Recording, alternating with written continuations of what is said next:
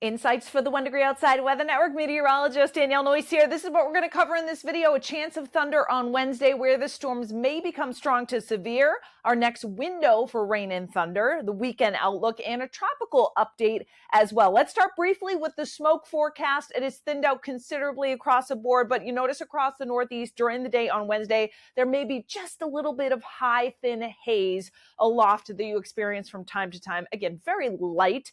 Barely showing up here in terms of the scale of light to moderate, but just a little bit may be visible, particularly Wednesday afternoon into the evening. Threat for severe weather on Wednesday is highest down to our south from D.C. back through Richmond, Virginia Beach, back down through Raleigh, North Carolina. But you notice this green area extends all the way into New England, and that's where we may see some isolated strong to severe storms that develop on Wednesday afternoon and evening, and that's with the cold front that's going to be slicing through the region and pushing through from west to east. So in the morning on Wednesday, there may be a couple of stray showers around, particularly in eastern Maine.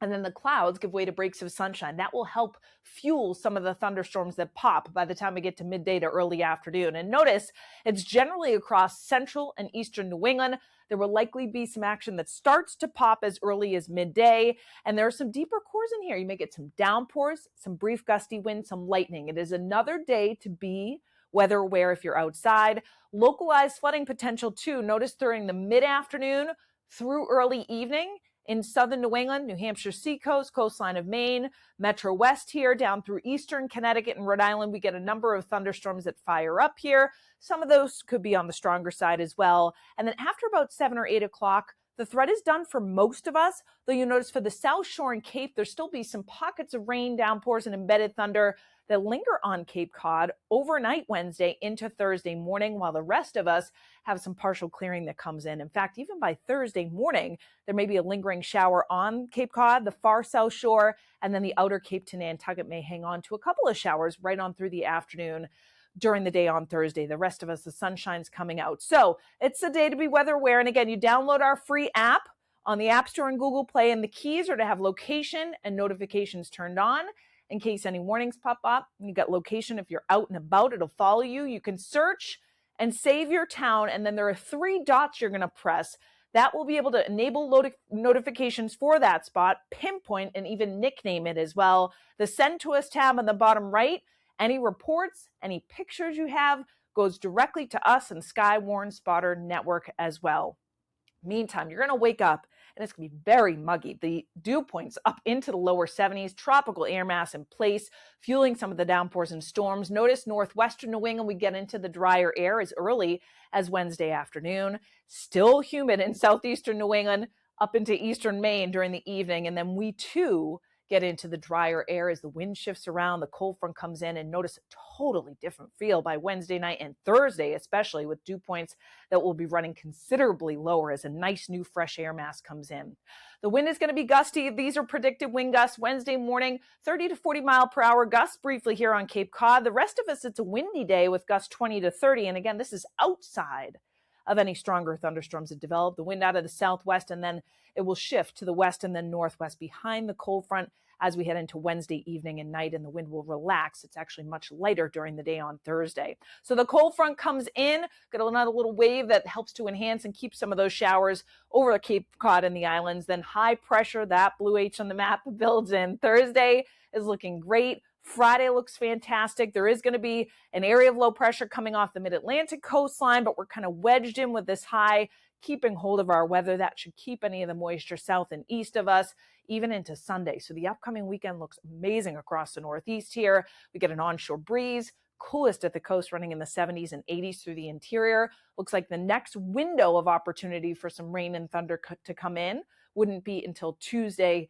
into Wednesday of next week. All right, high temperatures running in the 80s for our Wednesday, 70s in western New England. But as the fresh, dry air comes in overnight on Wednesday night, we drop into the 50s in many areas. The one exception, southeastern New England, where we'll stay in the 60s with lowering humidity. Thursday, either side of 80. Low humidity in place, a fairly light wind. Sea breezes kick in at the coast.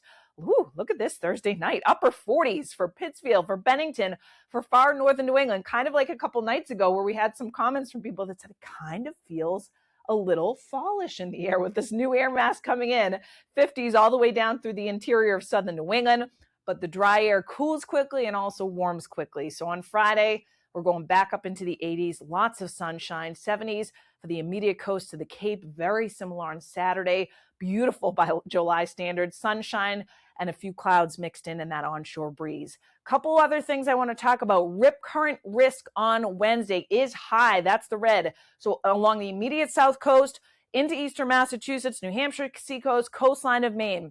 So no, it's not an ideal beach day. There'll be some thunderstorms around as well. But if you are entering the water, that's something you got to keep in your mind. Look at the seas on Wednesday, jumping up 6-7 footers. Chatham Light, Wilkinson Basin, near shore will get some 3 to 5 foot seas, higher from Deer Island back up towards down East Maine. And look at offshore seas, 10, 11, 12 footers by late on Wednesday from the Great South Channel back off the coastline of Nova Scotia. So offshore boating is going to be pretty substantial in terms of wave action and a solid bump out there before it eases during the day on Thursday. Friday, 1 to 3 foot seas, so a much better boating period, and that rip current risk will gradually lower as we head throughout the end of the week. All right, let's talk tropics. Tropical Storm Bertha here, slowly moving to the west-northwest, going to kind of hug the northern Gulf here, and then the coastline of Louisiana gradually weaken here through the end of the week. So you notice the wind gusts may top out around 60 miles per hour with a gradual strengthening, and that's again nearest to the storm center. Some gusty wind along the coastline. There will be a bit of surge that's in place as well, all the way from the Big Bend region of Florida, where like a 1 to 2 foot surge is likely. The yellow areas here, so from Gulf shores back over towards Dauphin Island, Biloxi, Gulfport, and then stretching down the coastline into Louisiana, again, right at the shore. That's where we may see a 3 to potentially 4 foot surge with the storm center, and again, that rotation around it going in a counterclockwise direction, kind of pumping in that wave action along with the wind. Localized flash flooding will be a concern as well.